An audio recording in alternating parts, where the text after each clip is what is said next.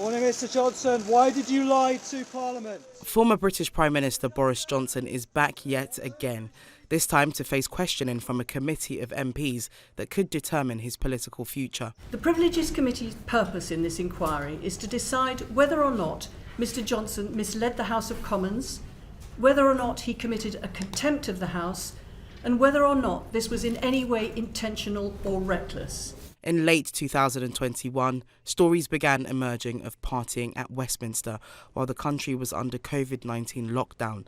Afterwards, Boris Johnson told Parliament all pandemic rules were followed, but the scandal eventually led to his ousting from office.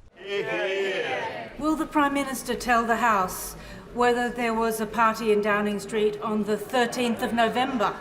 Johnson was accused of misleading Parliament about this, and in April of last year, a probe by the Privileges Committee was commissioned to examine this. There were a number of days over a period of 20 months when gatherings took place in Downing Street that went past the point where they could be said to be necessary for work purposes. That was wrong. I bitterly regret it. I understand public anger, and I continue to apologise for what happened on my watch, and I take full responsibility. Just last year, a separate investigation found widespread rule-breaking had taken place under his leadership, and Mr Johnson was slammed with a fine by the police.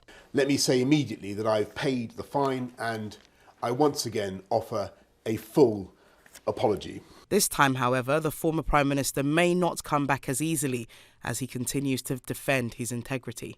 The outcome of this inquiry will be pivotal for Mr Johnson's political future.